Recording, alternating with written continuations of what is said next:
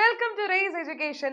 അപ്പോൾ നമ്മുടെ 10ാം ക്ലാസ്സിലെ ബയോളജി എക്സാം ആണ് നാളെ. അപ്പോൾ എല്ലാവരും ഇങ്ങനെ അതിനുവേണ്ടി പ്രിപ്പയർ ചെയ്തുകൊണ്ടിരിക്കുകയാണെന്ന് മിസ്സിന് അറിയാം. അപ്പോൾ എന്തായാലും നമ്മുടെ എക്സാമിന് ചോദിക്കാൻ സാധ്യതയുള്ള എല്ലാ 1 മാർക്ക് ക്വസ്റ്റ്യൻസും ആണ് നമ്മൾ ഈ ഒരു വീഡിയോയിൽ ഡിസ്കസ് ചെയ്യാനായിട്ട് പോകുന്നത്. അപ്പോൾ എന്തായാലും നിങ്ങളൊരു വീഡിയോ ത്രൂ ഔട്ട് കാണുക, കാരണം ഇതിൽ ഒരുപാട് ക്വസ്റ്റ്യൻസ് നമ്മൾ പറയുന്നുണ്ട്. അപ്പോൾ ഇത് കൂടാതെയുള്ള ക്വസ്റ്റ്യൻസ് ഒക്കെ നമ്മൾ വീണ്ടും ഡിസ്കസ് ചെയ്യും, നമ്മൾ ലൈവിൽ എന്തായാലും ഡിസ്കസ് ചെയ്യുന്നുണ്ടായിരിക്കും. അപ്പോൾ നമുക്ക് ഓരോരോ ക്വസ്റ്റ്യൻസ് ആയിട്ട് നോക്കാം. ആദ്യത്തെ ക്വസ്റ്റ്യൻ ആണ്, the outer part of the cerebrum where the grey matter is found എന്ന് പറയുന്നത് കോർട്ടെക്സ് ആണെങ്കിൽ, ഓക്കെ, സെറിബ്രത്തിന്റെ ഗ്രേ മാറ്റർ കാണുന്ന ബാഹ്യഭാഗം എന്ന് പറയുന്നത് കോർട്ടെക്സ് ആണെങ്കിൽ, the inner part of the cerebrum where white matter is found, white matter കാണപ്പെടുന്ന ആന്തരഭാഗത്തിനെ നമ്മൾ എന്താണ് വിളിക്കുന്നത്? മെഡുല്ല എന്ന് പറയും, അല്ലെ? അതിനെ നമ്മൾ മെഡുല്ല എന്നാണ് പറയാം. യെസ്, അപ്പൊ ഔട്ടർ കോർട്ടെക്സും അതേപോലെ തന്നെ ഇന്നർ മെഡുല്ലയും. റെഡി ആണല്ലോ? അടുത്ത ചോദ്യത്തിലേക്ക് പോവാം. The round coat pattern found on some cattle and horses is an example for which type of non-Mendelian inheritance? മക്കളെ, എക്സാമിന് ഉറപ്പായിട്ടും ചോദിക്കാൻ പോകുന്ന ഒരു ചോദ്യമാണ് നോൺ മെന്റേലിയൻ ഇൻഹെറിറ്റൻസ് എന്ന് പറയുന്നത്. അപ്പോൾ കന്നുകാലിയിലും കുതിരയിലും കാണുന്ന റോൺ കോട്ട് പാറ്റേൺ എന്ന് പറയുന്നത് ഏത് തരം നോൺ മെന്റേലിയൻ ഇൻഹെറിറ്റൻസ് ആണ് എന്നുള്ളതാണ് ചോദ്യം. അപ്പോൾ ഏത് തരമാണ് റോൺ കോട്ട് പാറ്റേൺ എന്ന് പറയുന്നത്?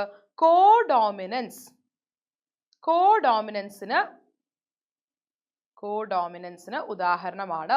അപ്പൊ ഇത് കൂടാതെ ഇൻകംപ്ലീറ്റ് ഡോമിനൻസ് ഉണ്ട്, അതുപോലെ തന്നെ മൾട്ടിപ്പിൾ അലീലിസം ഉണ്ട്, പോളിജനിക് ഇൻഹെറിറ്റൻസ് ഉണ്ട്. ഈ 3 എണ്ണം ഉദാഹരണ സഹിതം നിങ്ങൾ എന്ത് ചെയ്യണം? പഠിക്കണം. അടുത്ത ചോദ്യത്തിലേക്ക് പോവാം. Who propose the double helical model of DNA? What help them discover this structure? ആരാണ് double helical model of DNA propose ചെയ്തിട്ടുണ്ടായിരുന്നത്? വാട്സണും അതുപോലെ തന്നെ ക്രിക്കും. ജെയിംസ് വാട്സണും ഫ്രാൻസിസ് ക്രിക്ക് എന്ന് പറയുന്ന 2 പേരാണ് ഈ ഒരു ഡബിൾ ഹെലിക്കൽ മോഡൽ എന്ന് പറയുന്ന DNA-യുടെ ഒരു ചുറ്റുകോവണ മാതൃക എന്ന് പറയുന്നത് അവതരിപ്പിച്ചത്. അപ്പൊ ഇവരെ ഹെൽപ്പ് ചെയ്തത് എന്തായിരുന്നു? ഇവരെ ഹെൽപ്പ് ചെയ്തത് DNA-യുടെ ഒരു എക്സ്റേ ഡിഫ്രാക്ഷൻ ഇമേജ് ആയിരുന്നു. ആ എക്സ്റേ ഡിഫ്രാക്ഷൻ ഇമേജ് ആണ് ഫോട്ടോ 51 എന്ന് പറയുന്നത്. ഈ ഫോട്ടോ 51 കണ്ടെത്തിയത് ആരായിരുന്നു? റോസലിൻഡ് ഫ്രാങ്ക്ലിൻ എന്ന് പറയുന്ന ഒരു സ്ത്രീ ആയിരുന്നു. Rosalind Franklin. റെഡി ആണല്ലോ? അടുത്ത ചോദ്യത്തിലേക്ക് പോവാം.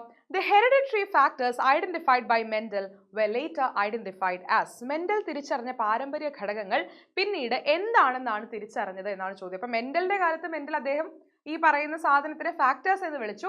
പക്ഷെ പിന്നീട് നമുക്ക് ഇതിൽ ഒരുപാട് റിസർച്ചുകളും കാര്യങ്ങളൊക്കെ നടത്തി നമുക്ക് മനസ്സിലായി ഈ ഫാക്ടേഴ്സ് എന്ന് പറയുന്നത് എന്താണ്? ഫാക്ടേഴ്സ് എന്ന് പറയുന്നത് ജീനുകളാണ്, അല്ലെ? ജീൻസ് അല്ലെങ്കിൽ ജീനുകളായിരിക്കും. റെഡി ആണല്ലോ? ഓക്കെ, അടുത്ത ചോദ്യത്തിലേക്ക് പോവാം. Which are the different types of RNA? ഇത് വളരെ ഇമ്പോർട്ടൻ്റ് ആയിട്ടുള്ള ഒരു ചോദ്യമാണ്.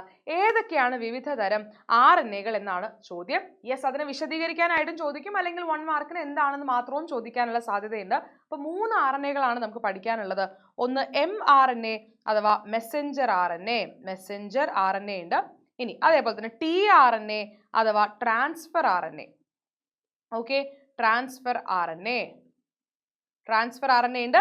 ഇത് കൂടാതെ ഒരു RNA കൂടി നമുക്ക് കാണാം, അതാണ് rRNA അഥവാ റൈബോസോമൽ RNA എന്ന് പറയുന്നത്. റൈബോസോമിന്റെ ഭാഗമായിട്ടുള്ളതാണ് റൈബോസോമൽ RNA. അപ്പൊ 3 RNA-കളാണ്.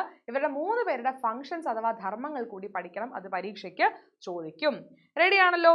അടുത്ത ചോദ്യം ചോദിക്കുക. What are the benefits of gene editing? Gene editing നടത്തുന്നത് കൊണ്ടുള്ള പ്രയോജനം എന്താണ്? അപ്പൊ നമ്മുടെ ചാപ്റ്റർ തുടങ്ങുന്ന ഭാഗത്ത് തന്നെ ഒരു ജീൻ എഡിറ്റിംഗ് മെക്കാനിസം, ഒരു പുതിയൊരു ടെക്നോളജിയെ പറ്റി പറയുന്നുണ്ട്. അതാണ് നമ്മുടെ ക്രിസ്പർ കാസ് എന്ന് പറയുന്നത്, അല്ലെ? ക്രിസ്പർ കാസ് ജെനിഫർ ഡൗട്ട്നെയും അതേപോലെ തന്നെ ഇമാനുവൽ ഷെപ്പൻറ്റിയർ എന്ന് പറയുന്ന 2 പേര് കണ്ടുപിടിച്ച ഒരു മെത്തേഡായിരുന്നു ക്രിസ്പർ കാസ്. അപ്പൊ അതുവഴി നമുക്ക് ജീനുകളെ എഡിറ്റ് ചെയ്യാൻ പറ്റും. എഡിറ്റ് ചെയ്താലുള്ള ഗുണം എന്താണ്? ഒന്ന്, നമുക്ക് ജനറ്റിക് ഡിസോർഡേഴ്സ് അഥവാ ജനിതക രോഗങ്ങൾ, നമുക്ക് കൃത്യമായിട്ട് മാറ്റാനായി സാധിക്കും. കാരണം ജീനുകൾക്ക് എന്തോ തകരാറ് സംഭവിക്കുന്നത് കൊണ്ടാണ് നമുക്ക് ജനിതകമായിട്ടുള്ള രോഗങ്ങൾ ഉണ്ടാവുന്നത്. അപ്പൊ ആ ജീനിനെ നമ്മൾ മാറ്റി അവിടെ കൃത്യമായിട്ട് ഫങ്ഷണൽ ആയിട്ടുള്ള ഒരു ജീനിനെ വെച്ച് കഴിഞ്ഞാൽ നമുക്ക് ആ രോഗവും മാറ്റാലോ. യെസ്, അതാണ് ജനറ്റിക് ഡിസോർഡർ എന്ന് പറയുന്നത്. അതേപോലെ തന്നെ നമുക്ക് ക്യാൻസർ ട്രീറ്റ്മെന്റ്, ഓക്കെ, അർബുദം ചികിത്സിക്കാൻ വേണ്ടിയിട്ട് നമുക്ക് എന്ത് ഉപയോഗിക്കാം? ഇത്തരത്തിലുള്ള ജീൻ എഡിറ്റിംഗ് മെക്കാനിസംസ് നമുക്ക് ഉപയോഗിക്കാം. കാരണം ജീനുകളുടെ തകരാറ് വഴി ക്യാൻസർ ഉണ്ടാവാം. അങ്ങനെ വരുമ്പോൾ നമുക്ക് ജീൻ എഡിറ്റിംഗ് വഴി ക്യാൻസർ വരെ മാറ്റാൻ കഴിയും എന്നുള്ളതാണ് ഓർത്ത് വെക്കേണ്ടത്. Next question, what is the function of tRNA? കണ്ടോ, tRNA-യുടെ ധർമ്മം എന്താ? അപ്പോൾ ഞാൻ ഇവിടെ ചോദ്യം ഉള്ളതുകൊണ്ടാണ് അതവിടെ പറയാതിരുന്നത്. tRNA എന്ന് പറയുന്നത് എന്താ? ട്രാൻസ്ഫർ RNA ആണ്.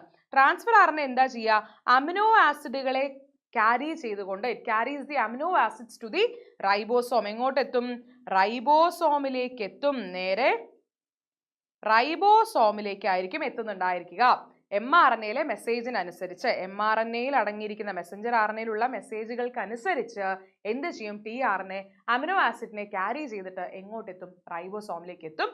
റൈബോസോമിൽ വെച്ച് എന്ത് നടക്കും? ഈ അമിനോ ആസിഡുകൾ കൂടി ചേർന്നിട്ട് പ്രോട്ടീൻ ഉണ്ടാവുന്നു. അതാണ് നമ്മുടെ ട്രാൻസ്ലേഷൻ എന്ന് പറയുന്ന പ്രോസസ്സ്. യെസ്, അതും കൂടി ഓർത്ത് വെക്കുക.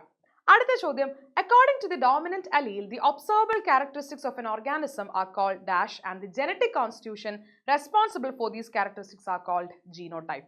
അപ്പോൾ പ്രകടമാവുന്ന അലീലുകൾക്കനുസരിച്ച് ജീവിയിൽ പ്രകടമാവുന്ന സ്വഭാവ രൂപത്തെ നമ്മൾ എന്താണ് വിളിക്കുന്നത്?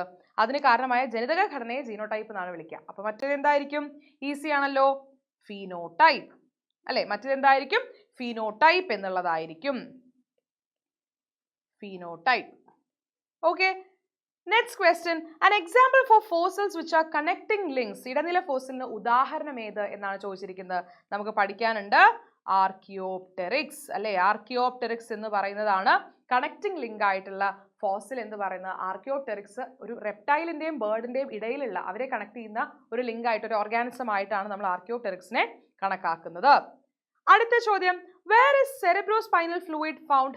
What is its function എന്നാണ് ചോദിക്കുന്നത്. ഓക്കെ, അപ്പൊ സെറിബ്രോസ്പൈനൽ ഫ്ലൂയിഡ് എന്ന് പറയുന്നത് അതിന്റെ കാര്യമായിട്ടുള്ള ഫംഗ്ഷൻ എന്താണെന്ന് ചോദിച്ചു കഴിഞ്ഞാൽ, ഈ പറയുന്ന നമ്മുടെ ടിഷ്യൂസ്, ന്യൂറോൺസിനൊക്കെ ആവശ്യമായിട്ടുള്ള, ഇപ്പൊ ബ്രെയിനിലാണെങ്കിലും സ്പൈനൽ കോഡിലാണെങ്കിലും ഒക്കെ എന്താണ്, ഓൾറെഡി ഞാൻ ആൻസർ പറഞ്ഞു, അവിടെ എന്താണ് അവർക്ക് വേണ്ട? നറിഷ്മെന്റ്. യെസ്, നറിഷ്മെന്റ് അഥവാ കൃത്യമായിട്ട് ന്യൂട്രിയൻസ്, പോഷകങ്ങൾ എത്തിച്ചു കൊടുക്കുക എന്നുള്ളൊരു ജോലിയുണ്ട്. അതുപോലെ തന്നെ അതിൻ്റെ അകത്തുള്ള മർദ്ദം അഥവാ പ്രഷർ മെയിൻറ്റെയിൻ ചെയ്യുക, ഉള്ളിലുള്ള പ്രഷർ മെയിൻറ്റെയിൻ ചെയ്യുക, വേസ്റ്റിനെ എലിമിനേറ്റ് ചെയ്യുക, ടു എലിമിനേറ്റ് വേസ്റ്റ്, വേസ്റ്റിനെ എലിമിനേറ്റ് ചെയ്യാൻ വേണ്ടിയിട്ട് ഹെൽപ്പ് ചെയ്യും. അതുപോലെ തന്നെ എന്താണ്? ബാഹ്യക്ഷതങ്ങൾ അഥവാ എക്സ്റ്റേണൽ ഷോക്ക്.